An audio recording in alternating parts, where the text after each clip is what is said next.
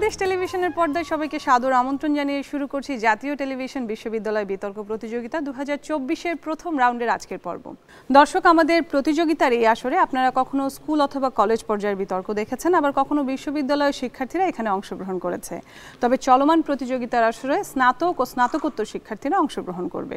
আজকের এই বিতর্ক প্রতিযোগিতায় বিতর্কের যে বিষয়বস্তুটি নির্ধারণ করা হয়েছে সেটি হচ্ছে টেকসই কৃষির জন্য খাদ্যশস্যের সংরক্ষণ ও প্রক্রিয়াজাতকরণ জরুরি। এই বিষয়টিকে নিয়ে যে দুটো শিক্ষা প্রতিষ্ঠান পরস্পরের সাথে যুক্তি দ্বৈরথে লিপ্ত হবেন তারা হচ্ছেন পক্ষদল জামিলুর রহমান ছাত্রাবাস শেরেবাংলা মেডিকেল কলেজ, বিপক্ষ দল সোহরাওয়ার্দী হল চট্টগ্রাম বিশ্ববিদ্যালয়।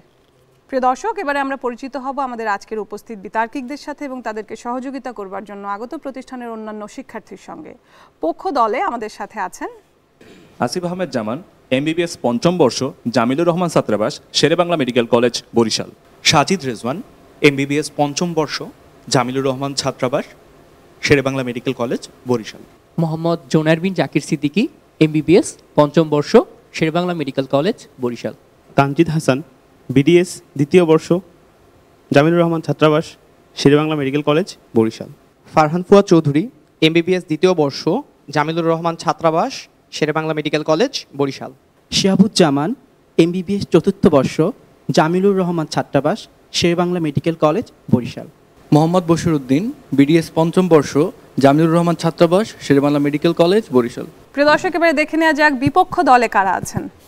মোহাম্মদ আশরাফুল ইসলাম, বাংলা বিভাগ, চতুর্থ বর্ষ, সোহরাওয়ার্দী হল চট্টগ্রাম বিশ্ববিদ্যালয়। রায়হান আহমেদ চৌধুরী, ফার্সি ভাষা ও সাহিত্য বিভাগ, তৃতীয় বর্ষ, সোহরাওয়ার্দী হল চট্টগ্রাম বিশ্ববিদ্যালয়। আবদুল্লাহ চৌধুরী, ইসলামিক স্টাডিজ বিভাগ, তৃতীয় বর্ষ, সোহরাওয়ার্দী হল চট্টগ্রাম বিশ্ববিদ্যালয়। সাকিব আহমেদ, শিক্ষা ও গবেষণা ইনস্টিটিউট, তৃতীয় বর্ষ, সোহরাওয়ার্দী হল চট্টগ্রাম বিশ্ববিদ্যালয়। মোহাম্মদ মেহেদি হাসান, ইসলামিক স্টাডিজ বিভাগ, তৃতীয় বর্ষ, সোহরাওয়ার্দী হল চট্টগ্রাম বিশ্ববিদ্যালয়। রানাকান্তি দাস, নাট্যকলা বিভাগ, চতুর্থ বর্ষ, সোহরাওয়ার্দী হল চট্টগ্রাম বিশ্ববিদ্যালয়। মেহেদি হাসান মাহিম, তৃতীয় বর্ষ, বাংলা স্টাডিজ বিভাগ, সোহরাওয়ার্দী হল চট্টগ্রাম বিশ্ববিদ্যালয়। পরিচয় পর্ব শেষ, এবারে আজকের এই প্রতিযোগিতার নিয়মকানুন জানিয়ে দিচ্ছি। আপনারা উভয় দলই সার্বিকভাবে যুক্তিতর্কের উপস্থাপনা এবং যুক্তি খণ্ডনের জন্য সর্বমোট 17 মিনিট সময় পাবেন। এই 17 মিনিট সময়ের কতটুকু সময় গঠনমূলক পর্বে ব্যবহার করবেন কিংবা কতটুকু সময় যুক্তি খণ্ডনের ক্ষেত্রে ব্যবহার করবেন সেটি উভয় দল নিজেরাই নির্ধারণ করবে। তাছাড়া একজন বিতার্কিক কত সময় ধরে বক্তব্য প্রদান করবে সেটিও উভয় দল নিজেরাই নির্ধারণ করবে। যুক্তি খণ্ডনের ক্ষেত্রে আপনারা চাইলে অতিরিক্ত একজন বিতার্কিককে সুযোগ করে দিতে পারেন কিংবা গঠনমূলক পর্বের যে কোনো একজন বিতার্কিক চাইলে যুক্তি খণ্ডন করতে পারবে। প্রত্যেক বিতার্কিককে তার নির্ধারিত সময় 30 সেকেন্ড পূর্বে সতর্কতা সংকেত দেওয়া হবে এবং নির্ধারিত সময় শেষ হয়ে যাওয়ার পর চূড়ান্ত সংকেত দেওয়া হবে। সুপ্রিয় দর্শক, এবারে আমরা পরিচিত হব আমাদের আজকের এই প্রতিযোগিতার বিজ্ঞ বিচারক মণ্ডলীর সঙ্গে, যাদের সুচিন্তিত প্রদেয় রায়ের মাধ্যমে আজকের এই বিতর্কের জয় কিংবা পরাজয় নিষ্পন্ন হবে। প্রথমেই আমি মঞ্চে ডেকে নিচ্ছি বিজ্ঞ বিচারক জনাব সালমা আক্তার মিশনকে, অধ্যাপক সমাজবিজ্ঞান বিভাগ, ঢাকা বিশ্ববিদ্যালয়। এবারে আসন গ্রহণ করবেন জনাব রথীন্দ্রনাথ দত্ত, প্রাক্তন বিতার্কিক, বিতর্ক সংগঠক এবং মুক্তিযুদ্ধ বিষয়ক মন্ত্রণালয়ের যুগ্ম সচিব। এবারে মঞ্চে আসবেন অধ্যাপক doctor Mohammad Harunur Rashid, proctor, moderator ও সাবেক সভাপতি, শেরেবাংলা কৃষি বিশ্ববিদ্যালয় ডিবেটিং সোসাইটি। আমাদের বিজ্ঞ বিচারকবৃন্দ একজন বিতার্কিককে তার উপস্থাপনা, উচ্চারণ, ভাষার ব্যবহার, তত্ত্ব ও তথ্য পরিবেশনা, যুক্তির প্রয়োগ এবং খণ্ডন এবং আপনাদের প্রতি তাদের প্রশ্নের সদুত্তরের উপর ভিত্তি করে নম্বর প্রদান করবেন। সুপ্রিয় দর্শক, এবারে আমরা পরিচিত হব আমাদের আজকের এই প্রতিযোগিতার সম্মানিত সভাপতির সঙ্গে, যিনি সম্পূর্ণ অনুষ্ঠানটি পরিচালনা করবেন এবং উপস্থিত বিতার্কিকদের উদ্দেশ্যে মূল্যায়ন বক্তব্য প্রদান করবেন। এবারে আমি মঞ্চে ডেকে নিচ্ছি সম্মানিত সভাপতি অধ্যাপক রেজাউল করিম সিদ্দিককে, প্রাক্তন বিতার্কিক এবং কৃষি চিন্তাবিদ। আমি সম্মানিত সভাপতিকে অনুরোধ করছি অনুষ্ঠানটি পরিচালনা করবার জন্য। আজকের এই বিতর্ক শুরু করবার জন্য পক্ষ দলের জামিলুর রহমান ছাত্রাবাসের শেরেবাংলা মেডিকেল কলেজ আসিফ আহমেদ জামানকে ডেকে নিচ্ছি এবং তার জন্য সময় নির্ধারণ হয়েছে 5 মিনিট। সব সাধকের বড় সাধক, আমার দেশের চাষা, দেশমাতারই মুক্তিকামী, দেশের সেজে আসা। মাননীয় সভাপতি, আজকে যদি টেকসই কৃষি বাস্তবায়ন না হয় তাহলে এই যে মুক্তিকামী সাধকের সেই কৃষক সম্প্রদায়ের সাধনাটা কিন্তু পুরোপুরি ব্যর্থ হয়ে যায়। আজকে আমার এবং আমার প্রতিপক্ষ বন্ধুদের মধ্যে বিতর্কের বিষয় হচ্ছে এটি যে টেকসই কৃষি বাস্তবায়নের জন্য কোনটি বেশি জরুরি। মাননীয় সভাপতি, বিজ্ঞ বিচারক মণ্ডলী, প্রতিপক্ষ বন্ধুরা এবং যারা শুনছেন তাদের সবাইকে জানাই আন্তরিক শুভেচ্ছা। আজকের এই মহান বিতর্কের মঞ্চে বিতর্কের বিষয় নির্ধারিত হয়েছে টেকসই কৃষির জন্য খাদ্যশস্যের সংরক্ষণ এবং প্রক্রিয়াজাতকরণ জরুরি। মাননীয় সভাপতি, বিতর্কে যে শব্দগুলি সংজ্ঞায়নের দাবি করে সেগুলি এক এক করে করছি। টেকসই কৃষি বলতে আমরা বুঝি এমন একটি পরিবেশ বান্ধব ও অর্থনৈতিকভাবে লাভজনক কৃষি ব্যবস্থা যা বর্তমান জনসংখ্যার জন্য প্রয়োজনীয় যোগান নিশ্চিত করে এবং ভবিষ্যৎ প্রজন্মের খাদ্য ও পুষ্টি নিরাপত্তা নিশ্চিত করে। খাদ্যশস্য বলতে সেই সকল কৃষিজাত পণ্য তথা বীজ বা দানাকে বোঝায় যা মানুষের খাদ্য হিসেবে ব্যবহৃত হয়, যেমন ধান, গম, যব, ভুট্টা, বার্লি ইত্যাদি। খাদ্য সংরক্ষণ বলতে কোনো খাদ্যের গুণাগুণ ও পুষ্টিমান অক্ষুণ্ণ রেখে ভবিষ্যতে ব্যবহারের জন্য রেখে দেওয়া, যাতে প্রায় সারা বছরই সব রকম খাদ্যের যোগান নিশ্চিত হয়, যেমন গোদাম, সাইলো, শুষ্ককরণ, নির্বীজকরণ। এবং একই সাথে একজন কৃষক যখন ক্ষেত থেকে তার বাড়িতে ফসল এনে সংরক্ষণ করেন, ঠিক সেটিও যেমন খাদ্য সংরক্ষণ। আবার সারা দেশ থেকে যখন পরিবহনের মাধ্যমে রাজধানী ঢাকায় এসে ফসল পৌঁছায়, এই পরিবহনের যে সংরক্ষণ এটিও খাদ্য সংরক্ষণ হিসেবে বিবেচিত। খাদ্য প্রক্রিয়াজাতকরণ বলতে এমন কিছু কলাকৌশলকে বোঝায় যা এই যে খাদ্য, এই যে শস্যদানা, এগুলিকে পরবর্তীতে খাদ্য বীজ বা দানাকে খাদ্য উপযোগী করা যায়। আমরা বিশ্বাস করি 21 শতকের সবচেয়ে যে চ্যালেঞ্জ, সেই চ্যালেঞ্জ মোকাবেলায় টেকসই কৃষির বাস্তবায়ন থেকে গুরুত্বপূর্ণ আর কোনো কিছুই নয়। মাননীয় সভাপতি, আমাদের দলীয় অবস্থান হচ্ছে এই যে এই টেকসই কৃষি বাস্তবায়নের জন্য সবথেকে মুখ্য ভূমিকা পালন করে খাদ্যশস্যের সংরক্ষণ এবং প্রক্রিয়াজাতকরণ। আরও অনেক বিষয় রয়েছে যা টেকসই কৃষিতে ভূমিকা রাখতে পারে, তবে তা গৌণ। এবারে 4টি প্রধান যুক্তির মাধ্যমে আমরা আমাদের বক্তব্যকে প্রমাণ করে যাব। খাদ্যের অপচয় রোধ, দ্বিতীয়ত খাদ্য নিরাপত্তা নিশ্চিতকরণ ও খাদ্যের বহুমুখী উপযোগিতার সৃষ্টি, তৃতীয়ত কৃষক ও ভোক্তা অধিকার নিশ্চিতকরণ, এবং সর্বশেষ খাদ্য সংরক্ষণ ও প্রক্রিয়াজাতকরণের মাধ্যমে পরিবেশ বান্ধব কৃষির বাস্তবায়ন।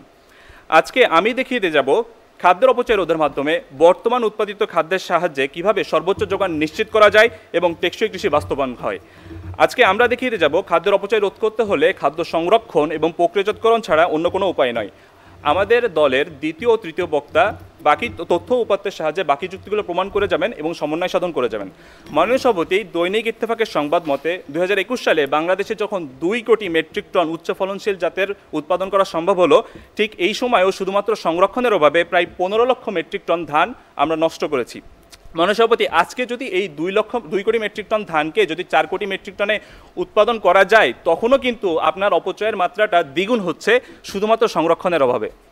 মাননীয় সভাপতি, ইত্তেফাকের এই একই প্রতিবেদনে উল্লেখ করা হয়েছে শুধুমাত্র সংরক্ষণ করার ব্যবস্থা না থাকার কারণে কৃষককে ফসল কাটার সাথে সাথেই লোকসানে বিক্রি করে দিতে হচ্ছে।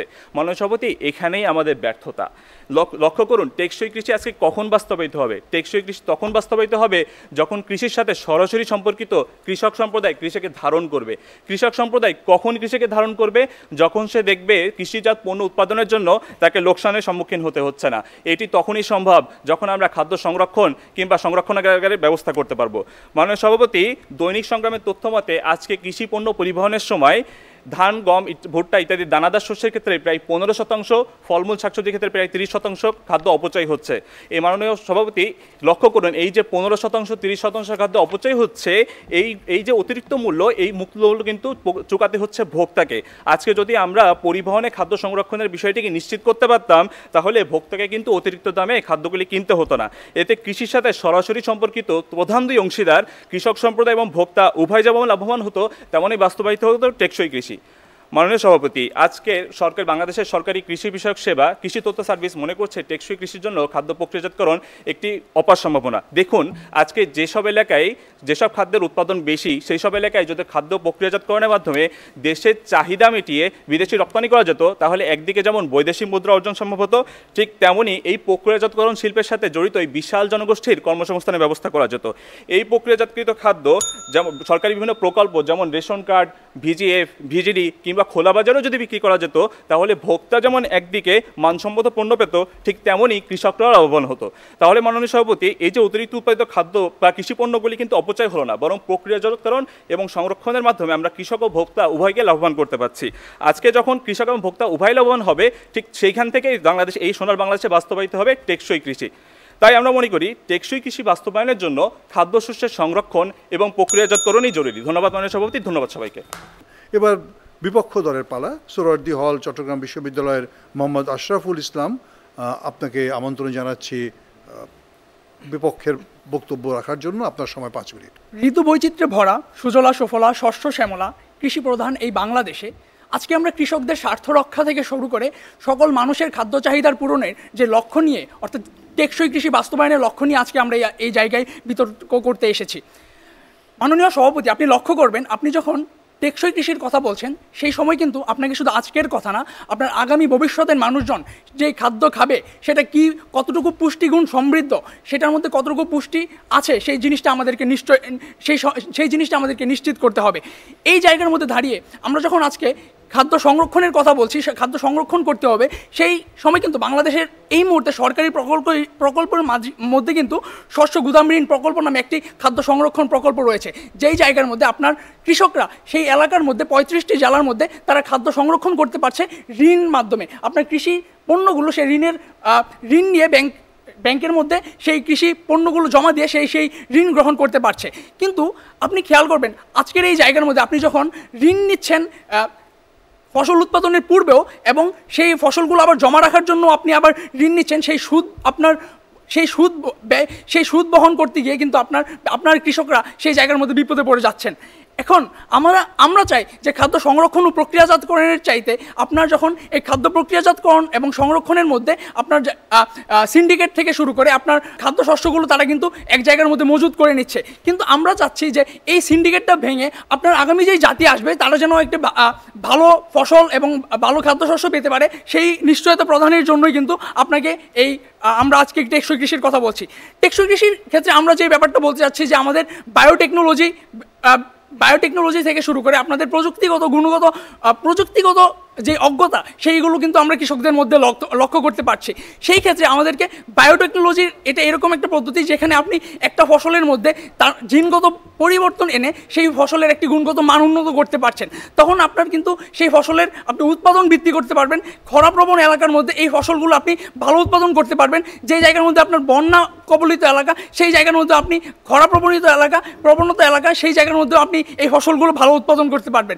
এখন আমাদের কৃষকদের মধ্যে এই অজ্ঞতাটা সবচেয়ে বেশি রয়েছে যে তারা একটা জায়গার মধ্যে সবসময় একই ধরনের ফসল উৎপাদন করতে থাকে, অর্থাৎ তারা মিশ্র ধরনের ফসল উৎপাদন করতে পারছে না, ফলে আমাদের ফসলের জমিগুলোর মধ্যে অনুর্বর হয়ে যাচ্ছে, ফসলগুলো একটার পর একটা ক্রমান্বয়ে তারা উৎপাদন করতে পারছে না। যেমন কৃষি জমির মধ্যে তারা শুধুমাত্র ধান উৎপাদন করছে, এখন ধান উৎপাদন করতে গিয়ে তারা যখন এই ধান উৎপাদনের ক্ষেত্রে এই ফসলটা কিন্তু বারবার যখন উৎপাদন করছে তখন কিন্তু তাদের এই ফসলটা একই ধরনের শস্যদানা একই ধরনের পুষ্টিগুণ এই জমি থেকে নিয়ে নিচ্ছে, সেই সময় এই সামনের দিনগুলোতে কিন্তু এই ধানের ফসল উৎপাদনের সম্ভাবনা কমে যাচ্ছে। অর্থাৎ আপনার যেই গুণগত বৈশিষ্ট্য থাকা দরকার আপনার জমির মধ্যে, সেই জমির গুণগত মান কিন্তু নষ্ট হয়ে যাচ্ছে। পশ্চিমাঞ্চলের মধ্যে আমাদের খরা প্রবণতা দেখা যায়, সেই জায়গার মধ্যে আপনার কিন্তু পানি হ্রাস হয়ে যাচ্ছে। আপনার যখন টেকসই কৃষি বাস্তবায়ন করতে যাচ্ছেন সেই মুহূর্তে আপনাকে কিন্তু ফসলের উৎপাদনটা যেন সংরক্ষিত হয়, ফসলের যেন অবাধ প্রবাহমানতা থাকে সেটা আপনাকে নিশ্চিত করতে হবে। কিন্তু এই ক্ষেত্রে আপনার যেই সব জায়গার মধ্যে পানির পরিমাণ কম সেই জায়গার মধ্যে আপনাকে যেসব সেচ পদ্ধতিগুলো রয়েছে, যেই ডিপ সেচ বা ফোয়ার সেচ যেইগুলো আপনাকে পানির অপচয় রোধ করতে সহায়তা করে, সেই সেচের ব্যবহার করা কিন্তু আপনার জন্য উপযোগী একটা ফলাফল বয়ে নিয়ে আসবে। এবং উন্নত দেশগুলোতে যে আবহাওয়া বিবেচনা করে সেই জায়গার মধ্যে কোন ধরনের ফসল উৎপাদন হতে পারে সেই ব্যাপারে একটা দিক নির্দেশনা থাকে। আমাদের দেশের মধ্যে কিন্তু সেই ধরনের দিক নির্দেশনা আমাদের কৃষকরা পেয়ে থাকেন না, ফলে তাদের দেখা যায় তাদের ফসল নষ্ট হওয়ার সম্ভাবনা বেশি দেখা যায়। আমরা এবার চলে যাব প্রস্তাবনার পক্ষের দল জামিলুর রহমান ছাত্রাবাস শেরেবাংলা মেডিকেল কলেজের সাজিদ রেওজওয়ানের কাছে, যার সময় হচ্ছে 4.5 মিনিট। কৃষি মানুষের আদিম পেশা, কৃষি হবে শেষ, কৃষিতে যারা উন্নত হবে তাদের রবে না কোনো ক্লেশ। মাননীয় সভাপতি, বিজ্ঞ বিচারক মণ্ডলী এবং ওপারে আমার বিপক্ষ দলের বন্ধুরা যারা আছেন সবাইকে জানাচ্ছি সাদর সম্ভাষণ। শুরুতেই আমাদের বিপক্ষ দল যা বলে গেলেন সেই নিয়ে কিছু কথাবার্তা বলি। যখন আজকের বিতর্কে আমরা এখানে একটা মুখ্য ব্যাপার দেখাচ্ছি যে খাদ্য সংরক্ষণ এবং প্রক্রিয়াজাতকরণ, আজকে আমাদের বিপক্ষ দল ঠিক কোনটা নিয়ে কথা বলছেন সেরকম কোনো কথাবার্তা তাদের কাছ থেকে আসেনি। তারা আসলে কোন জায়গায় বেশি গুরুত্ব দেওয়ার চেষ্টা করছেন। দ্বিতীয়ত, তারা আমাকে দেখায় যে বর্তমান বাংলাদেশে টেকসই উন্নয়নের জন্য 35টি জেলায় খাদ্য গুদাম রয়েছে। আমরা আপনাকে আরেকটা জিনিস দেখাই, 2022 সালে ঢাকা ট্রিবিউনের তথ্য অনুযায়ী বাংলাদেশের বর্তমানে যে কয়েকটি সরকারি গুদাম রয়েছে, এই গুদামগুলোতে বর্তমানে এর ভিতরে স্যাঁতস্যাঁতে অবস্থা বা এর অপরিচর্যার কারণে এগুলোর ভিতরেই আসলে খাদ্য পচে যাচ্ছে বা খাদ্যগুলো নষ্ট হয়ে যাচ্ছে। যখন আপনি এই জিনিসগুলোই নিশ্চিত করতে পারছেন না, আপনি তখন কিভাবে আসলে বায়োটেকনোলজির কথা বলেন বা আরও নতুন নতুন উন্নত প্রযুক্তির কথা বলেন, এই বিষয়ে তাদের কাছ থেকে কোনো ধরনের ব্যাখ্যা আমরা এখন পর্যন্ত খুঁজে পাইনি। আমরা বিশ্বাস করি যখন আপনি এই গুদামগুলোর নিশ্চয়তা কৃষককে দিতে পারেন না, ঠিক সেই মুহূর্তে এই মধ্যস্থতাকারী যে মানুষগুলো আছে তারা কৃষকের এই দুর্বলতার সুযোগটা নেয়। তাই আমরা বিশ্বাস করি যে মধ্যস্থতাকারীদের যে ব্যাপারগুলো, সেটা যদি আপনি প্রকল্পগুলো বাস্তবায়ন ঠিকমতো করেন, তাদের দৌরাত্ম এমনিতেই কমে যাবে। দ্বিতীয়ত, আপনার বুঝতে হবে বাংলাদেশ একটি উন্নয়নশীল রাষ্ট্র। আপনি যখন বলছেন যে আমাদের দেশের কৃষকরা এখন এই জিনিসটা জানতে পারছে না তার কোন জমিতে কোন ধরনের খাদ্য ফলনটা ঠিকমতো জরুরি, ঠিক সেই জায়গায় আপনি যখন বাংলাদেশের মতো উন্নয়নশীল দেশে এসে বলেন বায়োটেকনোলজি নিয়ে আসবেন এবং এই ব্যাপারে কৃষককে সব কিছু শিখিয়ে দিবেন, এই জিনিসটা আসলে আকাশে অট্টালিকা গড়ার মতো। অর্থাৎ এর জন্য আপনারা প্রচুর সময় চাই এবং প্রচুর ব্যবস্থাপনা চাই। সেই জায়গা থেকে আমরা আপনাকে এই ব্যাপারটি দেখাচ্ছি বর্তমানের প্রেক্ষিতে এবং আপনার বর্তমানের মূল যে সমস্যাটা খাদ্য সংরক্ষণের সমস্যা এবং প্রক্রিয়াজাতকরণের সমস্যা, এই দুটোর দিকে আপনি যদি বেশি নজর দেন এবং মুখ্য নজরটা দেন, তাহলে ভবিষ্যতে বাংলাদেশের কৃষিটা আসলেই টেকসই কৃষি হয়ে উঠবে এবং তার পরবর্তীতে যদি আমার প্রযুক্তি আনার দরকারও পড়ে, সেই প্রযুক্তির জন্য তারা প্রস্তুত হয়ে উঠবে। মাননীয় সভাপতি, দুটো তথ্য দিয়ে শুরু করি। সময় মতো গম বীজ সংরক্ষণে হেসিয়ান ব্যাগ না থাকায় 46,32,755 কেজি বীজ পরিণত হয়েছে নির্বীজ বীজে, এবং এর যদি বাজার মূল্য নির্ধারণ করতে চাই প্রায় 7 কোটি বা তারও বেশি অর্থের মূল্যে দাঁড়িয়ে যায়। এই তথ্য আমরা পেয়েছি যুগান্তরের মাধ্যমে। অর্থাৎ এখানে শুধুমাত্র সংরক্ষণের অভাবে আপনার বড় একটা অপচয় হয়ে গেল। এরপরে আসি, যুগান্তরের তথ্য মতে আপনি যে ধান কাটেন, ধান মারাই করেন, ধান প্রক্রিয়াজাত করেন, এই পথেই আপনার 15% ধান ঠিক সে জায়গাটাতেই নষ্ট হয়ে যাচ্ছে। এই পুরো ব্যাপারটি আসলে নির্দেশ করে যে আমাদের যে খাদ্য নিরাপত্তা আছে, এই খাদ্য নিরাপত্তায় কিছুটা হলেও অভাব আছে। আমরা আপনাকে দেখাচ্ছি যে আপনি যদি টেকসই কৃষি বাস্তবায়ন করতে চান, অবশ্যই খাদ্য যে সিকিউরিটি রয়েছে বা খাদ্য নিরাপত্তা আছে, এই জিনিসটাকে আপনাকে বাস্তবায়ন করতেই হবে অবশ্যই। আমরা কিভাবে খাদ্য ইয়াটা বাস্তবায়ন করছি, আমরা আপনাকে দেখাচ্ছি যে সংরক্ষণের জন্য সরকারি ব্যবস্থায় যে সকল গুদামগুলো রয়েছে সেগুলোকে আপনি আরও উন্নত করেন এবং সম্পূর্ণ ব্যবহারটা নিশ্চিত করেন। এরপরে গিয়ে আপনার যে নতুন গুদাম বা নতুন হচ্ছে যে সাইলোগুলো দরকার, সেইগুলো আপনি নতুনভাবে তৈরি করেন। সেটা করলে কৃষকগুলো যে নতুন নতুন খাদ্য উৎপাদন করছে তারা একটা নিশ্চয়তা পাচ্ছে এবং নির্ভরতা পাচ্ছে যে আমার খাদ্যগুলো সংরক্ষণ থাকছে এবং আপনার অপচয়টা হচ্ছে না। দ্বিতীয়ত, আপনি এক জায়গা থেকে অন্য জায়গায় যখন স্থানান্তর করেন, তখন এই কৃষকরা আবারও নিশ্চয়তা পায় আমি আমার খাদ্যটা যেখানে আমার উদ্ধৃত হয়েছে খাদ্য এবং যেখানে সংকট হয়েছে খাদ্যের, সেই জায়গায় একটা স্থানান্তর করে আমি পুরো দেশের জন্য একটা খাদ্য নিরাপত্তা নিশ্চিত করতে পারছি। এমনকি আপনার আজকে যদি কোনো দুর্যোগ আসে, আপনার সেটা প্রাকৃতিক দুর্যোগ হতে পারে, সেটা মানবসৃষ্ট দুর্যোগ হতে পারে, আপনি যখন সংরক্ষণ নিশ্চিত করতে পারবেন এবং প্রক্রিয়াকরণ নিশ্চিত করতে পারবেন, সেই রকম মুহূর্তগুলো আপনি খুব ভালো মতো সামলে নিয়ে আসতে পারবেন। তৃতীয়ত, আমরা মনে করি এক মৌসুমে কৃষক যখন অনেক বেশি খাদ্য উৎপাদন করে ফেলে এবং সংরক্ষণ ব্যবস্থার অভাবে সে বাজারে অনেক কম দামে ছেড়ে ফেলে, আপনি যখন সংরক্ষণ করতে পারবেন তখন কৃষকরা পুরো বছরটা জুড়ে তারা এটার ন্যায্য মূল্যটা পেতে পারবে এবং ন্যায্য মূল্যটা পাওয়ার কারণে তারা এখান থেকে উৎসাহ পাবে, উদ্দীপনা পাবে এবং অধিক উৎপাদনশীলতায় তারা চলে যাবে এবং খাদ্যের বহুমুখিতা তারা নিশ্চিত করবেন। আমার দলনেতা এসে এটার পরিবেশগত যে জায়গাগুলো আছে সেই জায়গাটা ব্যাখ্যা করবেন। ধন্যবাদ মাননীয় সভাপতি, ধন্যবাদ সবাইকে। আমি বিপক্ষ দল সোহরাওয়ার্দী হলের রায়হান আহমেদ চৌধুরীকে আমন্ত্রণ জানাচ্ছি তার বক্তব্য উপস্থাপনের জন্য। আপনার সময় 5 মিনিট। মাননীয় সভাপতি, আপনাকে ধন্যবাদ। মাননীয় সভাপতি, আমরা এমন একটি সময় দাঁড়িয়ে আছি যেই সময়ে প্রতিনিয়ত দেখছি একজন কৃষককে অনেক দুর্বিষহ জীবন কাটাতে হচ্ছে। মাননীয় সভাপতি, আমরা এমন একটি সময়ে দাঁড়িয়ে আছি যেই সময়ে দেখছি একজন কৃষক আসলে সংরক্ষণ করতে পারে না। এই সংরক্ষণ নাম করে মধ্যস্থতাকারী বাজারে খাদ্য মজুদের নামের সাথে আমাদেরকে পরিচয় করে দিচ্ছে। অর্থাৎ আজকে যখন এই ধরনের একটি সিচুয়েশন এসে দাঁড়িয়েছে আমাদের সামনে, আমরা এই অবস্থায় দাঁড়িয়ে কখনো খাদ্য সংরক্ষণ এবং প্রক্রিয়াজাতকরণ মুখ্য কারণ হতে পারে না। তার চেয়ে আমরা কি দেখানোর চেষ্টা করি, আজকের বিতর্ক জুড়ে আমরা আপনাদেরকে দেখানোর চেষ্টা করি প্রথমতে কৃষকদের বর্তমান যে শোচনীয় অবস্থা আছে এই শোচনীয় অবস্থাকে উন্নতিকরণ করতে হবে এক। দ্বিতীয়ত আমরা কি দেখানোর চেষ্টা করি? দ্বিতীয়ত আমরা দেখানোর চেষ্টা করি প্রত্যেকটা প্রান্তিক অঞ্চলে কৃষি প্রযুক্তির নিশ্চয়ন করতে হবে। এবং তৃতীয়ত আমরা দেখানোর চেষ্টা করি বর্তমানে অনেক কৃষকরা বিভিন্ন ধরনের বৈচিত্র্যময় কৃষি কাজ সম্পর্কে তারা অবগত না, তাদেরকে এ ব্যাপারে জনসচেতনতা এবং অবগত করতে হবে। অর্থাৎ এইগুলা হচ্ছে আমরা টেকসই কৃষি উন্নয়নের ক্ষেত্রে প্রধান 3টি কারণ, এবং এগুলাকে আমরা মুখ্য হিসেবে বিবেচনা করছি। মাননীয় সভাপতি, আজকে আমাদের পক্ষদলের বন্ধুরা এসে যে কথা বলে গেলেন, তারা বলে গেলেন আসলে খাদ্য সংরক্ষণ করলে কৃষকেরা লাভবান হবেন, কৃষকেদের এদের দুর্বিষহ জীবন কাটবে। জিনিসটা এরকম হচ্ছে না, কারণ এই খাদ্য সংরক্ষণ করছে আসলে মধ্যস্থতাকারী। তারা ঠিকই খাদ্য উৎপাদন করছে, তারা ঠিকই আসলে পরিশ্রম করছে, কিন্তু কখনো তারা খাদ্য সংরক্ষণ করতে পারে না। তারা খাদ্য তুলে দিয়ে অন্য একটা মধ্যস্থতাকারীকে, এবং যা লাভবান হয় মাঝারি মানুষগুলো লাভবান হয়, কৃষকরা লাভবান হতে পারে না। আপনি যে কথা বলছেন সেই সুবিধা ভোগ করতে অবশ্যই পারে না সুনামগঞ্জ হাওড় অঞ্চলে একজন মানুষ। অর্থাৎ আজকে আমাদের কৃষি প্রধান দেশের সবচেয়ে মূল চালিকা শক্তি যারা, এই কৃষকরাই অনেক দুর্বিষহ জীবন কাটিয়ে উঠছে। মাননীয় সভাপতি, দেখেন বর্তমানে যখন কৃষি প্রযুক্তির ব্যবহার আমরা পুরো প্রান্তিক অঞ্চলে নিশ্চিত করতে পারি না, বর্তমানে কৃষকদের মানসিকতা পরিবর্তন হয়ে যাচ্ছে। তারা কৃষিকাজ ফেলে তারা অন্য পেশায় যোগ দিচ্ছে, তারা রাজমিস্ত্রি অথবা কাঠমিস্ত্রিতে চলে যাচ্ছে। এই যে তাদের বর্তমান অবস্থা, আমরা মনে করি এই অবস্থা থেকে আমাদের নিরসনের একমাত্র উপায় হচ্ছে তাদেরকে কম পরিশ্রমে লাভবান হওয়ার একটা সুফল এবং সুযোগ করে দেওয়ার প্রচেষ্টা আমাদেরকে চালিয়ে যেতে হবে। মাননীয় সভাপতি, আমরা যখন আপনাদেরকে বৈচিত্র্যময় আবাদের কথা বলি, আমরা বিশ্বাস করি বৈচিত্র্যময় আবাদ কৃষককে অনেক বেশি লাভবান করে এক, এবং দ্বিতীয়ত খাদ্যের চাহিদা অনেক বেশি পূর্ণ করে। মাননীয় সভাপতি, খাদ্যের চাহিদা কিভাবে পূর্ণ করে? আপনি যখন একটা জমিতে বারবার ধান চাষ করবেন, ওই জমির উর্বরতা নষ্ট হয়ে যাবে মাননীয় সভাপতি। কিন্তু আপনি যখন ওই জমিতে ধান চাষের পাশাপাশি এই পার্মাকালচার নামে পার্মাকালচার বাস্তবায়ন করবেন, বা হচ্ছে মিশ্র পদ্ধতির চাষ করবেন, বৈচিত্র্যময় আবাদ করবেন, আমরা বিশ্বাস করি ওই সময়ে দাঁড়িয়ে আমরা কৃষকেরা লাভবান হব, আমরা যাতে খাদ্যের চাহিদা আছে সেটি পূরণ হবে। মাননীয় সভাপতি, আমরা কৃষকের দুর্বিষহ জীবন অবস্থা নিয়ে কিছু বলি। আজকে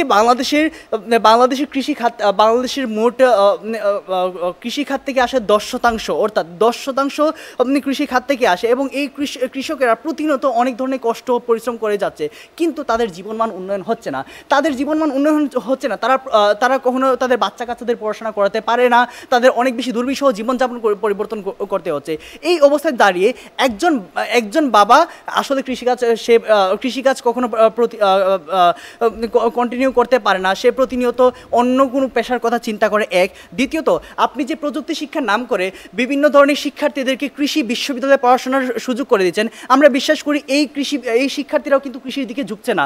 এই শিক্ষার্থীরা বিভিন্ন ধরনের, তাদের উচিত ছিল, তাদের প্রধান দায়িত্ব ছিল কৃষি কাজের দিকে জনসচেতনতা তৈরি কিংবা সরাসরি সম্পৃক্ত থাকা, কিন্তু তারা সেটা থাকছে না। কেন থাকছে না? ওই কৃষিকাজ আসলে লাভবান হওয়ার কোনো ধরনের পদক্ষেপ এখনো বাস্তবায়ন করা হচ্ছে না। আপনি যখন খাদ্য সংরক্ষণের কথা বলেন, আপনি যখন খাদ্য পদক্ষেপের কথা বলেন, আমরা বিশ্বাস করি এই পরিস্থিতিতে দাঁড়িয়ে এটা কখনো সম্ভব না। কারণ আপনি যে বলছেন যে কোনো ধরনের দুর্নীতিমুক্তভাবে আসলে খাদ্য বাস্তবায়ন সম্ভব হবে, আমরা প্রথমে এটা বিরোধিতা করি। কারণ খাদ্য যখন আপনি সংরক্ষণ করার প্রক্রিয়াজাতকরণ শুরু করবেন, তখন আমরা বিশ্বাস করি ওই জায়গায় দাঁড়িয়ে আসলে খাদ্য অনেক বেশি দুর্নীতি ছড়াবে। ওই জায়গায় দাঁড়িয়ে আমরা চিনতে পারবো খাদ্য মজুদের নাম করে অথবা খাদ্য সংরক্ষণের নাম করে বাজারে ফলমূলকে সংরক্ষণের নাম করে ফরমালিনের অনেক বেশি উপস্থিতি নিশ্চিত দেখতে পারবো আমরা। এই জায়গায় দাঁড়িয়ে প্রত্যেকটা জনগণকে অনেক বেশি ভোগান্তি পোহাতে দেখতে হবে পারবো আমরা। মাননীয় সভাপতি, অর্থাৎ আপনি যে এটাকে মুখ্য কারণ বলছেন, আমরা এটাকে গৌণ কারণ হিসেবে দেখছি না। কারণ আপনি যখন এটা বাস্তবায়ন করতে যাবেন, ওই সমস্যা দাঁড়িয়ে অনেক ধরনের সমস্যা তৈরি হবে। মাননীয় সভাপতি, তার চেয়ে আপনি অনেক বেশি যদি কৃষকের জীবনমান উন্নয়ন করতে পারেন, আপনি যদি কৃষি প্রযুক্তি প্রত্যেকটা প্রান্তিক অঞ্চলে বাস্তবায়ন করতে পারেন, প্রত্যেকটা মানুষ কৃষিকাজের দিকে মুখিয়ে থাকবে, প্রত্যেকটা মানুষ আসলে কৃষি নিয়ে চিন্তা ভাবনা করবে এবং কৃষি আবাদ জমির ফসল আবাদ করবে। মাননীয় সভাপতি, অর্থাৎ এই অবস্থায় দাঁড়িয়ে আমরা বিশ্বাস করি একটা দেশের টেকসই বাস্তবায়নের ক্ষেত্রে কৃষি প্রযুক্তি নিশ্চিতকরণ এবং কৃষকদের বর্তমান অবস্থাকে দুর্বিষহ অবস্থা দূরীকরণে অন্যতম ভূমিকা পালন করে। ধন্যবাদ মাননীয় সভাপতি, ধন্যবাদ আপনাদের সবাইকে। পক্ষ দলের এবার তৃতীয় বক্তার বক্তব্য শুনব। তৃতীয় বক্তা মোহাম্মদ জোনায়ের বিন জাকির সিদ্দিকী। আপনার সময় হচ্ছে 4.5 মিনিট। ধন্যবাদ মাননীয় সভাপতি, বিজ্ঞ বিচারক মণ্ডলী, আমার পক্ষ প্রতিপক্ষের বন্ধুরা এবং যারা শুনছেন সবাইকে জানাচ্ছি আন্তরিক শুভেচ্ছা এবং অভিনন্দন। মাননীয় সভাপতি, লক্ষ্য করুন আজকে আমাদের বিতর্কের বিষয় নির্ধারিত হয়েছে টেকসই কৃষির জন্য খাদ্যশস্যের সংরক্ষণ ও প্রক্রিয়াজাতকরণ জরুরি। মাননীয় সভাপতি, আমরা বারবার বলছি আমরা এটিকে সব থেকে বেশি গুরুত্ব দিচ্ছি, কিন্তু তাদের দল থেকে বিকল্প ঠিক কোন ব্যবস্থাকে আমরা সব থেকে বেশি গুরুত্ব দিব এমন কোনো সুস্পষ্ট একটি যুক্তিও প্রদান করা হয়নি মাননীয় সভাপতি। তাদের দল থেকে প্রথমে যে কথাটি বলা হলো সেটি হলো জৈব প্রযুক্তির কথা। মাননীয় সভাপতি, এটির আমি 4টি যুক্তি খণ্ডন দিব। প্রথম যুক্তি খণ্ডন, দেখুন আজকে এই জৈব প্রযুক্তি কিন্তু বাংলাদেশের সরকারি লেভেলে জেনেটিক ইঞ্জিনিয়ারিং বা টিস্যু কালচারের মাধ্যমে প্রয়োগ করা হয় না। এগুলো কিন্তু এখনও পুরোপুরি বৃহৎ যে কর্পোরেট সংস্থাগুলো তাদের হাতে রয়েছে। এখন এই বৃহৎ কর্পোরেট সংস্থাগুলো যখন একটি বেগুনের জাত আবিষ্কার করলো, ধরলাম বিটি বেগুন, সেগুলো কিন্তু পেটেন্ট বা এই যে প্রযুক্তির স্বত্বাধিকার এটি দ্বারা নিবন্ধিত থাকে। একজন গরিব প্রান্তিক কৃষক যখন সেই প্রযুক্তিকে ব্যবহার করতে চাবে তখন কিন্তু তাকে এই যে পেটেন্টটি দিয়ে এই প্রযুক্তিকে ব্যবহার করতে পারবে। এই ক্ষেত্রে কিন্তু আমাদের প্রান্তিক কৃষকরা আরও বেশি ঋণগ্রস্ত হবে, আরও বেশি তাদের জীবনটাকে দুঃসহনীয় করবে মাননীয় সভাপতি। দ্বিতীয়ত মাননীয় সভাপতি, এই যে জৈব প্রযুক্তির মাধ্যমে তারা বলছেন, তাদের দলে একটা বক্তব্য ছিল মিশ্র চাষাবাদ, আবার তারা বলছেন জৈব প্রযুক্তি। দেখুন, জৈব প্রযুক্তির মাধ্যমে আমরা যদি সুপার রাইস তৈরি করা শুরু করি তখন কিন্তু মনোকালচার জিনিসটা হয়, ওই সুপার রাইসটাই বারবার আমরা চাষাবাদ করি, আমরা কিন্তু অন্য যে জাত রয়েছে তাদেরকে আর গুরুত্ব দিই না। এই জিনিসটা কিন্তু মনোকালচারকে প্রতিষ্ঠা করে, যা কিন্তু প্রকৃতির যে ভারসাম্য এটিকে পুরোপুরিভাবে বিনষ্ট করে। অর্থাৎ তারা একবার জৈব প্রযুক্তির মাধ্যমে এক ধরনের জিনিসকেই চাষাবাদের কথা বলছেন, আবার তারাই মিশ্র চাষাবাদের কথা বলছেন। এই জিনিসটা কিন্তু তাদের দল থেকে সাংঘর্ষিক হয়েছে মাননীয় সভাপতি।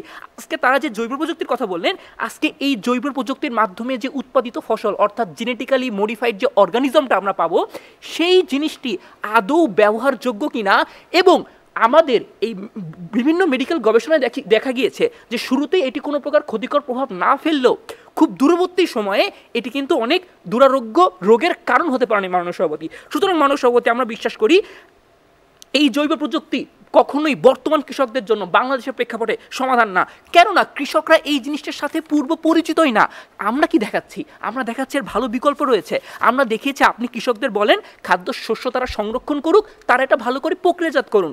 দেখুন, সেই 1200 শতকের দিকে যখন খনার একটা বচন ছিল, ঘন সরিষা পাতলারাই নেঙে নেঙে কার্পাস পাই, অর্থাৎ সেই 1200 শতক থেকে এই যে কার্পাস পাওয়া যায় সরিষা থেকে, এই জিনিসটাই খাদ্য প্রক্রিয়াজাতকরণ তিনি 1200 শতকে দেখিয়ে গিয়েছেন। অর্থাৎ আমাদের কৃষকরা এই খাদ্য প্রক্রিয়াজাতকরণ প্রক্রিয়ার সাথে পূর্ব পরিচিত, কিন্তু আপনি যখন তাদেরকে জৈব প্রযুক্তির কথা বলেন, এমন একটি প্রযুক্তির কথা নিয়ে আসেন যারা কৃষকরা এর সাথে পূর্ব পরিচিত না, যার ফলে কৃষকরা কিন্তু প্রান্তিক কৃষকরা এই জিনিসটার বাস্তবায়ন করতে পারবে না, এবং কৃষকরা দিন শেষে একটি শোচনীয় পরিস্থিতির মুখোমুখি হয় মাননীয় সভাপতি।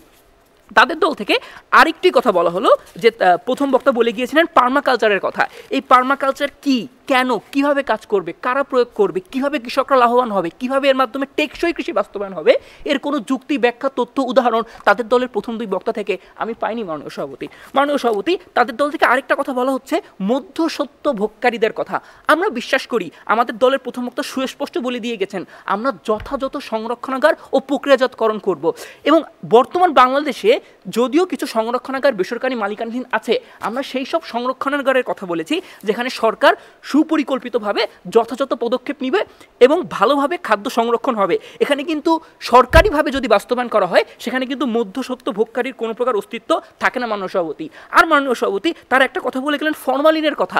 ফরমালিন আসলে কোন খাদ্যশস্য সংরক্ষণে ব্যবহৃত হয়, ধান, গম, চাল, জব, বার্লির মধ্যে, এটা আমার জানা নেই মাননীয় সভাপতি। আজকে দেখুন, আমি আজকে দেখিয়ে যাব যে আজকে টেকসই কৃষি কিন্তু শুধুমাত্র খাদ্যের যোগান নিয়ে কথা বলে না, পরিবেশ নিয়েও কথা বলে। আজকে মাননীয় সভাপতি, আমরা মনে করি আপনি যখন এই জেনেটিক্যালি মডিফাইড খাদ্যের কথা বলেন, বা আপনি যখন আজকে বেশি উৎপাদনের কথা বলেন, তখন কি করতে হবে? আপনার কিন্তু বেশি বেশি সার দিতে হবে, রাসায়নিক দিতে হবে। দ্য বিজনেস স্ট্যান্ডার্ডের পত্রিকায় আমরা দেখতে পাই যে বর্তমানে আলু, টমেটো সব ফসলে প্রচুর পরিমাণে ক্যাডমিয়াম, লেড, কোবাল্ট আসছে। এগুলোর উৎস কি? এগুলোর উৎস কিন্তু অতিরিক্ত চাষাবাদ করতে যে এই যে কৃষি বা কীটনাশকগুলো ব্যবহার করেন আর সারগুলো, এগুলো। সুতরাং মাননীয় সভাপতি, আজকে যদি আপনি পরিবেশের ভারসাম্য বজায় রাখতে চান, খাদ্য নিরাপত্তা নিশ্চিত করতে চান, তাহলে আজকে সংরক্ষণের কোনো বিকল্প নেই। ধন্যবাদ মাননীয় সভাপতি, ধন্যবাদ সবাইকে। আমরা এবার যাব তৃতীয় বক্তা বিপক্ষ দলের আব্দুল্লাহ চৌধুরীর কাছে। আপনার সময় হচ্ছে 5 মিনিট। ধন্যবাদ মাননীয় সভাপতি। কৃষক বাঁচলে বাঁচবে দেশ, হবে সোনার বাংলাদেশ, যেই সময়টা দাঁড়িয়ে বিশ্ব খাদ্য নিরাপত্তা সূচক প্রকাশ করা ইকোনমিস্ট ইম্প্যাক্ট বলছে বিশ্বে টেকসই কৃষি ঝুঁকিতে থাকা 20টি দেশের মধ্যে লাল তালিকাভুক্ত অন্যতম দেশ বাংলাদেশ, সেই সময়টাতে আপনাকে ভাবতে হয় টেকসই কৃষি কীভাবে আপনি বাস্তবায়ন করবেন। টেকসই কৃষি বাস্তবায়ন করতে হলে আপনাকে প্রথমেই দেখতে হয় আপনি আপনার বর্তমান সময়ের চাহিদা নিশ্চিত করে ভবিষ্যৎ প্রজন্মের চাহিদা নিশ্চিত করবেন এবং তাদের চাহিদা নিশ্চিত করতে তাদের জন্য যেই বিষয়গুলো রেখে যাওয়া দরকার তার গুণগত মান নিশ্চিত করবেন। যেই সময়টা দাঁড়িয়ে তারা সংরক্ষণ এবং প্রক্রিয়াজাতকরণ কথা বলছে, ওই প্রক্রিয়াজাতকরণ এবং সংরক্ষণের প্রধান সমস্যা হচ্ছে এই সংরক্ষণ এবং প্রক্রিয়াজাতকরণ আমাদের কৃষকরা চাইলেই করতে পারে না। প্রথম কারণ আমাদের কৃষকরা আর্থিকভাবে সচ্ছল না। আমাদের কৃষকরা বাধ্য হয়ে তারা যে ঋণ নিয়ে কৃষিকাজ করে অথবা তারা যাদেরকে হায়ার করে বা যেই শ্রমিকদের কৃষিকাজগুলো করায় তাদের মজুরি পরিশোধ করার জন্য তারা বাধ্য হয়ে একটা মধ্যস্বত্বভোগীর কাছে তাদের শস্যগুলো বিক্রি করে দিতে হচ্ছে। সুতরাং আপনি বর্তমান সময়ে সংরক্ষণ প্রযুক্তি থাকা সত্ত্বেও সংরক্ষণ সিস্টেম থাকা সত্ত্বেও আপনার কৃষকরা সংরক্ষণ করতে পারছে না এবং দুর্নীতির কারণে আমরা দেখছি বড় বড় সংরক্ষণাগার স্বেচ্ছাতে পরিস্থিতিতে পড়ে আছে। সুতরাং আপনি যেই সময়টাতে এসে বলেন যে আপনি সংরক্ষণ সিস্টেম আরও বাড়াবেন, ওই সময়টাতে আসলে আপনার কৃষকরা কীভাবে লাভবান হয়। এবং দ্বিতীয় বিষয়, যেই সময়টাতে আপনি সংরক্ষণ সিস্টেমটা আরও বাড়িয়ে দিবেন, সংরক্ষণ পদ্ধতি আরও বাড়াবেন, ওই সময়টাতে আপনার দেশে খাদ্যের দাম আরও বৃদ্ধি পেতে শুরু করবে। সুতরাং আপনার যে ভোক্তা শ্রেণী আছে তাদের কাছে আপনি খাদ্যের যোগানের লিমিটেশন কমিয়ে দিচ্ছেন। যেই সময়টা খাদ্যের যোগান কমাচ্ছেন সেই সময়টা তাদের জন্য খাদ্য কেনা ক্রয় করা অনেক দুর্বিষহ হয়ে পড়বে। আমরা দেখতে পাচ্ছি আমাদের দেশে অনেক পরিমাণে খাদ্য আছে, কিন্তু একটা মজুদ শ্রেণীর কারণে খাদ্যের দাম ইতিমধ্যে অনেক বৃদ্ধি পেয়ে আছে। সুতরাং আপনি যখন এই সংরক্ষণ প্রযুক্তির কথা বলবেন, সংরক্ষণ পদ্ধতির কথা বলবেন, তখন খাদ্যের দাম আরও বৃদ্ধি পেতে শুরু করবে। এর পরিবর্তে আমরা কি দেখেছি, আমরা দেখানোর চেষ্টা করছি আপনাকে দীর্ঘস্থায়ী কৃষি অর্থনীতি বাস্তবায়ন করতে হবে। কৃষি অর্থনীতি যখন বাস্তবায়ন করতে চাইবেন তখন আমাদের দেশের যে সমস্যাগুলো আছে এই সমস্যাগুলোর কথা বলতে হবে। এই সমস্যাগুলোর কথা কেন বলা জরুরি? কারণ ইবনে বতুতা বলেছেন এই অঞ্চলকে দোজকের নিয়ামত। এই যে আমাদের যে দোজকপূর্ণ সমস্যাগুলো আছে এগুলো নিয়ামতে পরিপূর্ণ করতে হবে। যেমন আমরা দেখতে পাই বর্ষার সময় একটা বিশাল অঞ্চলে আমাদের কৃষি জমি পানির নিচে চলে যায়। ওই সময়টাতে আমাদেরকে ভাসমান পদ্ধতি নিশ্চিত করতে হবে। যখন আপনি ভাসমান পদ্ধতি নিশ্চিত করতে পারবেন, যে অঞ্চলে খাদ্য সংকট আছে, পানির নিচে ডুবে আছে, আপনি ওই অঞ্চল থেকে খাদ্য উৎপাদন করতে পারতেছেন। এই জিনিসটা আসলে আপনাকে দীর্ঘস্থায়ী সময় ধরে বাস্তবায়ন করতে পারবেন। আপনার যে সংরক্ষণ পদ্ধতি বা প্রক্রিয়াজাতকরণ পদ্ধতি এটা আসলে টেকসই কৃষি লক্ষ্যমাত্রার সাথে সামঞ্জস্য নাই, কারণ এটা 1 বছরের জন্য বা 6 মাসের জন্য আপনি বাস্তবায়ন করতে পারবেন। দেখেন আরেকটা সমস্যা দেখাই, যখন আমাদের কৃষকরা মনে করে যে আমরা রমজানে প্রচুর পরিমাণে বেগুন বিক্রি করে অনেক লাভবান হয়ে যাব, তারা প্রয়োজনের তুলনায় 3-4 গুণ বেশি বেগুন উৎপাদন করে ফেলে, ওই সময়টাতে আসলে বেগুনের দাম অনেক কমে যায়। আবার ওই সময়টাতে আমরা দেখতে পাই অন্যান্য সবজির দাম আকাশচুম্বী। সুতরাং এই যে কৃষকদেরকে পর্যাপ্ত তথ্যের অভাব বা পর্যাপ্ত প্রশিক্ষণের অভাব, যার মাধ্যমে কৃষকরা ব্যালেন্স করে বা সামঞ্জস্যতা করে পণ্য উৎপাদন করতে পারে, এই যে সামঞ্জস্যতার পণ্য উৎপাদনের নীতির মাধ্যমে কৃষকদেরকে প্রশিক্ষণের মাধ্যমে দীর্ঘস্থায়ী অর্থনীতি বাস্তবায়ন করা জরুরি। কিন্তু আমাদের কৃষকরা জানে না যে আসলে কোন মৌসুমে কতটুকু পরিমাণ ফসল উৎপাদন করা সম্ভব, যার কারণে আমাদের অধিক ফসল উৎপাদনের ফলে একটা সাইডে আমাদের অনেক ফসল নষ্ট হয়ে যাচ্ছে, পচে যাচ্ছে, আরেকটা দিকে আমাদের ফসলের ঘাটতি দেখা দিচ্ছে। যেমন আমরা দেখতে পাই যে যেই সময়টাতে বেগুনের দাম অনেক কম, ওই সময়টাতেই মরিচের দাম অনেক বেশি। সুতরাং এই যে ব্যালেন্স করে বা সামঞ্জস্য করে চাষাবাদ পদ্ধতি, এই চাষাবাদের পদ্ধতির সাথে আমাদের কৃষকরা জড়িত না। সুতরাং আমাদের প্রথম দায়িত্ব আমাদের কৃষকদেরকে প্রশিক্ষণের মাধ্যমে আধুনিক প্রযুক্তির সাথে তাদেরকে পরিচিত করানো এবং বিভিন্ন ধরনের চাষাবাদ পদ্ধতির সাথে সামঞ্জস্য করানো। এর মধ্যে আছে আপনি মিশ্র চাষাবাদ করতে পারেন। এই প্রযুক্তির সাথে যখন আপনি কৃষকদেরকে পরিচিত করাবেন, তাদেরকে প্রশিক্ষণ দিবেন, একটা সময় পরে কৃষকরা এর সাথে আস্তে আস্তে মানিয়ে নিতে পারবে। আপনি যেই টাকাটা খরচ করে সংরক্ষণাগার এবং প্রক্রিয়াজাতকরণ জিনিসগুলো বাস্তবায়ন করবেন, ওই টাকাটা খরচ করে যখন আপনি আপনার কৃষকদেরকে প্রশিক্ষণের মধ্যে আনবেন, কৃষকরা একটা দীর্ঘ সময় ধরে আপনার অর্থনীতিকে সার্ভ করতে পারবে, আপনার কৃষির যে দীর্ঘস্থায়ী অর্থনীতি, এই অর্থনীতিকে বাস্তবায়ন করতে পারবে। সুতরাং আমরা মনে তাদের সাইড থেকে যেই বিষয়গুলো দেখানোর চেষ্টা করছে যে তারা সংরক্ষণের মাধ্যমে তারা কৃষকদেরকে লাভবান করে তুলবে, আপনার ভোক্তাদেরকে লাভবান করে তুলবে, আসলে দিন শেষে কৃষকরা না, ওই মধ্যস্থতাকারী সংগঠনগুলোই আসলে লাভবান হবে। কারণ কৃষকরা দিন শেষে বাধ্যই থাকবে, তাদের আর্থিক সচ্ছলতা নেই। আপনারা যতদিন কৃষকদের আর্থিক সচ্ছলতা না আনতে পারবেন, ততদিন পর্যন্ত কৃষকরা কখনো সংরক্ষণ করতে পারবে না। তারা বলতেছে কৃষকদের সংরক্ষণের কথা, ঢাকায় সংরক্ষণের কথা। আমরা জানি কৃষকরা চাইলে সংরক্ষণ করে রাখতে পারে না, কারণ তারা বেশিরভাগ বর্গা জমি চাষ করে, তাদের বাধ্য হয়ে ফসলগুলো বিক্রি করে দিতে হচ্ছে। সুতরাং আপনাকে প্রথমে কৃষকদেরকে আর্থিকভাবে সচ্ছল করতে হবে এবং তাদেরকে প্রশিক্ষণের মাধ্যমে অভিজ্ঞ করে তুলতে হবে। সুতরাং মনে করি আজকের এই বিষয়টি গৃহীত হবে না। ধন্যবাদ মাননীয় সভাপতি। যুক্তি খণ্ডনের পালা এবার। আমি প্রথমেই পক্ষ দলের ফারহান ফুয়াদ চৌধুরীকে ডেকে নিচ্ছি তার তরফ থেকে যুক্তি খণ্ডনের জন্য। তার সময় হচ্ছে 3 মিনিট।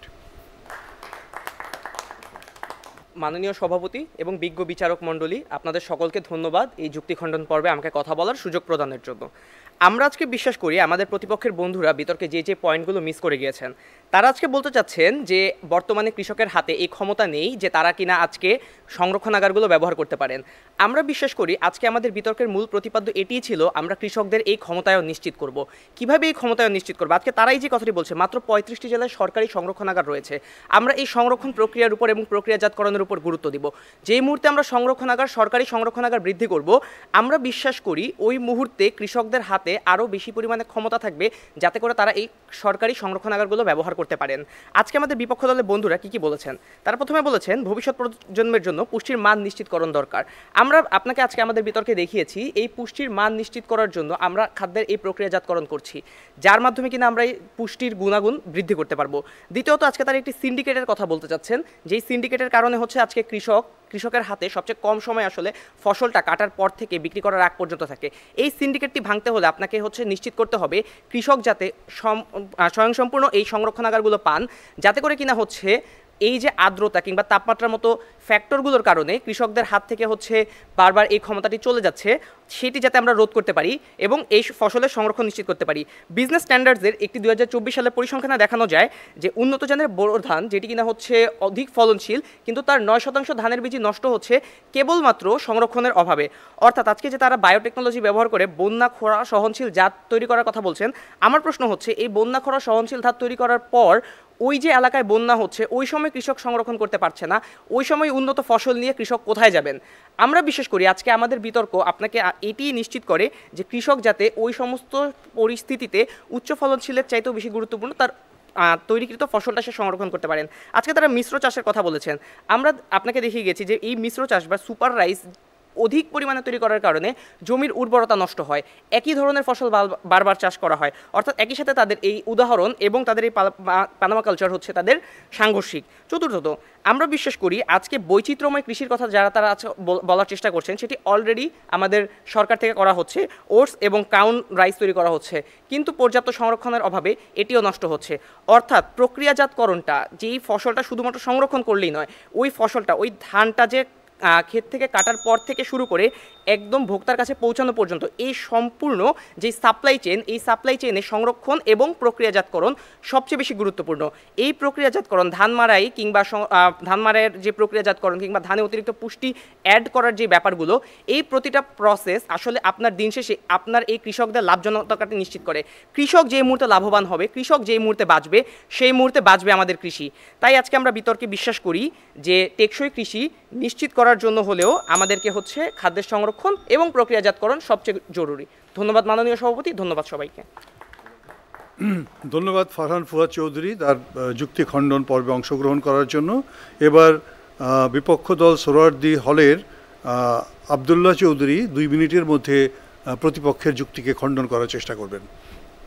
ধন্যবাদ মাননীয় সভাপতি পুনরায় কথা বলার সুযোগ করে দেওয়ার জন্য। মাননীয় সভাপতি, তারা যেই বিষয়গুলো দেখানোর চেষ্টা করছে সংরক্ষণ এবং প্রক্রিয়াজাতকরণের মাধ্যমে, এটা আসলে কখনো দীর্ঘস্থায়ী কৃষি অর্থনীতির দিকে আমাদেরকে ধাবিত করে না, এটা স্বল্প মেয়াদী একটা বাৎসরিক অর্থনীতির দিকে ধাবিত করে। আমরা প্রথমে বলার চেষ্টা করছি, আপনি যখন টেকসই কৃষির কথা বলেন তখন আপনাকে দীর্ঘমেয়াদী প্রকল্প বাস্তবায়ন করতে হবে। এই যে তারা সংরক্ষণ প্রক্রিয়াজাতকরণের কথা বলছে, এটা কিভাবে দীর্ঘমেয়াদী আপনার যে পরিবেশ, আপনার দিন দিন আপনার জমির উর্বরতা নষ্ট হচ্ছে, এই যে আপনি যে জিনিসগুলো আপনাকে বাস্তবায়ন করতে হবে টেকসই কৃষির লক্ষ্যমাত্রা, এই লক্ষ্যমাত্রাগুলো কিভাবে বাস্তবায়ন করবেন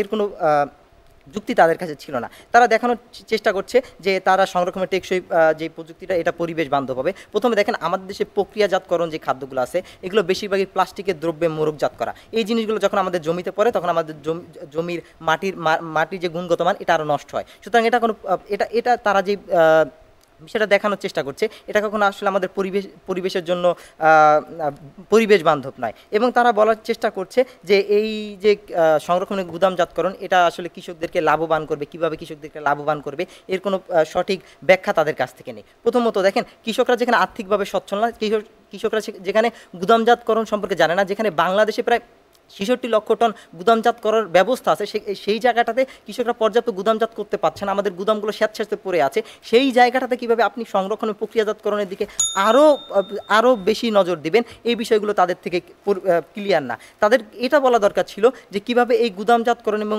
এই যে প্রক্রিয়াজাতকরণ প্রযুক্তি এর সাথে কিভাবে তারা আমাদের কৃষকদেরকে সামঞ্জস্য করবেন, এর কোনো ব্যাখ্যা তাদের কাছে নেই। দিন শেষে এই প্রক্রিয়াজাতকরণ এবং সংরক্ষণটা আসলে একটা মধ্যস্থতাকারী সংগঠনই করে থাকে। এর পরিবর্তে আমরা দেখানোর চেষ্টা করেছি আপনাকে আসলে কৃষকদেরকে প্রশিক্ষণ এবং বিভিন্ন তথ্যের মাধ্যমে কৃষকদেরকে সচেতন করে তুলতে হবে, কৃষকদেরকে বুঝাতে হবে আপনার কোন সময় কোন ফসলটা উৎপাদন করা উচিত, এর মাধ্যমে ফসলের মধ্যে একটা ভারসাম্য তৈরি করা উচিত।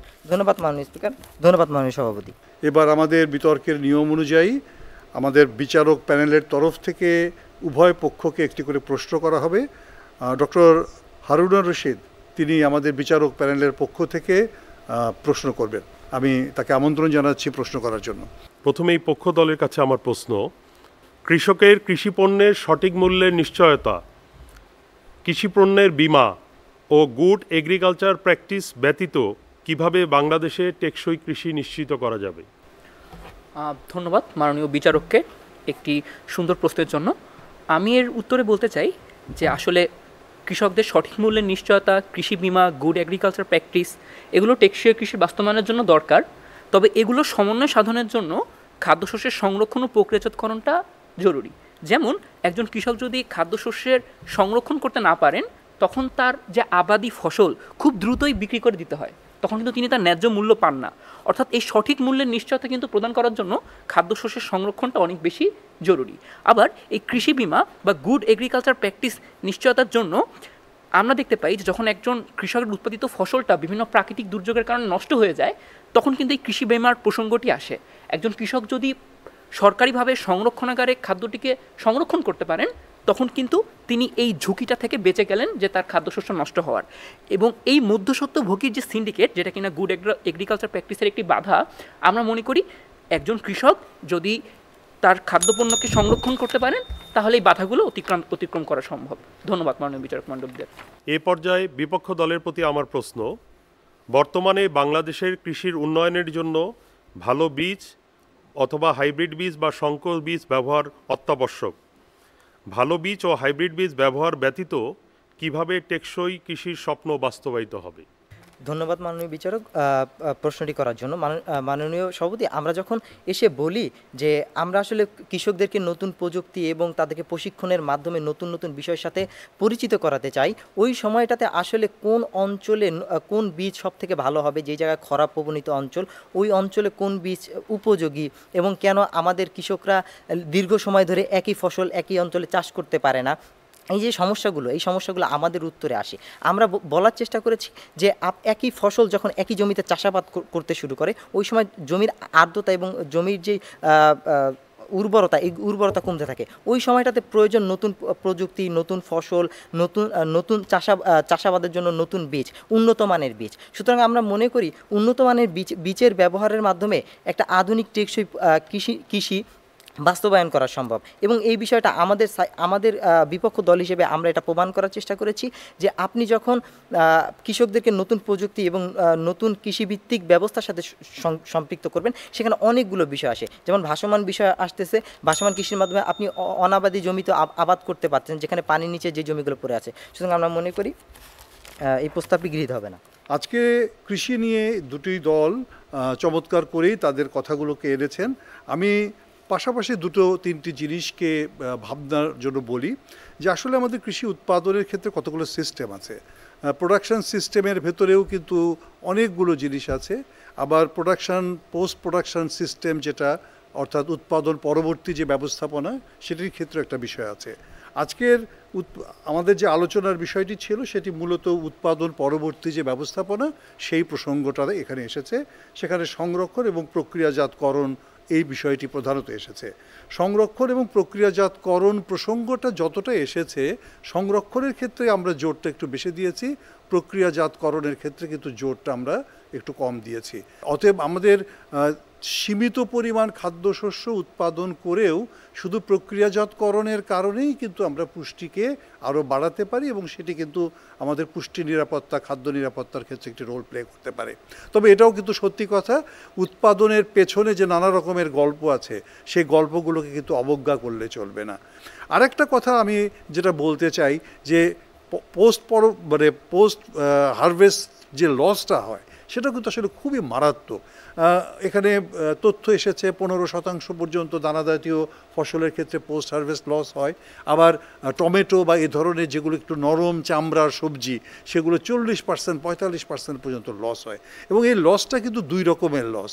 একটা লস হচ্ছে উৎপাদন করার সময় যে শ্রমিক খরচ হলো, বীজ খরচ হলো, উপকরণ হলো, তার লস, আবার একই সাথে উৎপাদিত পণ্যটিওর লস। অর্থাৎ এই লসের ভার কিন্তু আমাদের সকলকেই বহন করতে হয়, উৎপাদনকারী এবং যারা ভোক্তা। সেই ক্ষেত্রে আমার কাছে যেটা মনে হয় যে অবশ্যই প্রক্রিয়াজাতকরণ, সংরক্ষণ এই জায়গায় আমাদের গুরুত্ব আরোপ করা উচিত। তবে অবশ্যই কৃষককে উদ্যোক্তা করার জায়গাকে বাদ দিয়ে চিন্তা করলে হবে না। অর্থাৎ কৃষির সামগ্রিক যে সেক্টর, সেই সেক্টরের সব জায়গাগুলোতেই আমাদের কাজ করার কিন্তু অবকাশ রয়ে গেছে। আসলে কৃষি নিয়ে সামগ্রিক ভাবনাটা খুবই দরকার, সমগ্র মানুষের ভাবনাটি খুবই দরকার। আমি দেখতে পেয়েছি আমাদের বিচারক মণ্ডলী তারা তাদের ফলাফল প্রস্তুত করে ফেলেছেন এবং তাদের ফলাফল সম্বলিত যে ব্যালট পেপারগুলো সেগুলো সংগ্রহ করার জন্য এবং সেগুলোর থেকে ঘোষণা করার জন্য আমি উপস্থাপিকাকে আমন্ত্রণ জানাচ্ছি।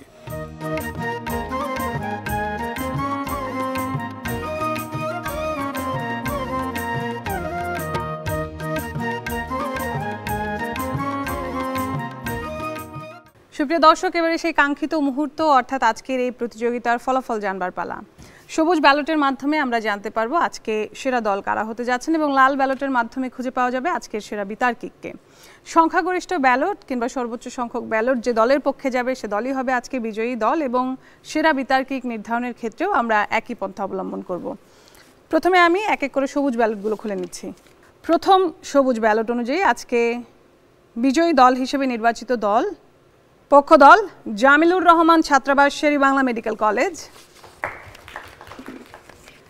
দ্বিতীয় সবুজ ব্যালট অনুযায়ী আমাদের আজকের এই প্রতিযোগিতায় বিজয়ী দল হিসেবে নির্বাচিত দল হচ্ছে পক্ষ দল জামিলুর রহমান ছাত্রাবাস শের-ই-বাংলা মেডিকেল কলেজ। দর্শক, ইতিমধ্যে আমরা বুঝে গেছি আমাদের আজকের এই প্রতিযোগিতায় বিজয়ী দল হয়েছে জামিলুর রহমান ছাত্রাবাস শের-ই-বাংলা মেডিকেল কলেজ, কিন্তু অনুষ্ঠানের নিয়মের স্বার্থে আমি তৃতীয় সবুজ ব্যালটটিও খুলে দেখছি এবং তৃতীয় সবুজ ব্যালট অনুযায়ী আজকের এই প্রতিযোগিতায় বিজয়ী দল হয়েছেন পক্ষ দল জামিলুর রহমান ছাত্রাবাস শের-ই-বাংলা মেডিকেল কলেজ। প্রিয় দর্শক, এবারে দেখার পালা সেরা বিতার্কিক কে হতে যাচ্ছেন।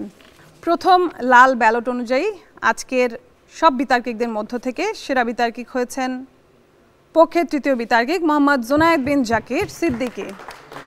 দ্বিতীয় লাল ব্যালট অনুযায়ী আজকে সেরা বিতার্কিক হয়েছেন পক্ষের তৃতীয় বিতার্কিক মোহাম্মদ জুনায়েদ বিন জাকির সিদ্দিকী। দুটি ব্যালটে আমরা যেহেতু একই নাম পেয়েছি, বুঝেই গেছি আজকে সেরা বিতার্কিক কে হচ্ছেন। তারপরেও আমি নিয়ম রক্ষার্থে তৃতীয় ব্যালটটি খুলে দেখছি। তৃতীয় লাল ব্যালট অনুযায়ী আজকে সব বিতার্কিকদের মধ্য থেকে শ্রেষ্ঠ বিতার্কিক হয়েছেন পক্ষের তৃতীয় বিতার্কিক মোহাম্মদ জুনায়েদ বিন জাকির সিদ্দিকী। অভিনন্দন সবাইকে। সুপ্রিয় দর্শক, এই ছিল বাংলাদেশ টেলিভিশনের ঐতিহ্যবাহী মেধাভিত্তিক প্রতিযোগিতামূলক আয়োজন জাতীয় টেলিভিশন বিশ্ববিদ্যালয় বিতর্ক প্রতিযোগিতা 2024-এর প্রথম রাউন্ডের আজকের পর্ব। আশা করি সবাই নিশ্চয়ই এই অনুষ্ঠান থেকে বিনোদনের পাশাপাশি জ্ঞান আহরণ করেছেন। সবাই অনেক ভালো থাকুন, সুস্থ থাকুন এবং অবশ্যই বাংলাদেশ টেলিভিশনের সাথেই থাকুন।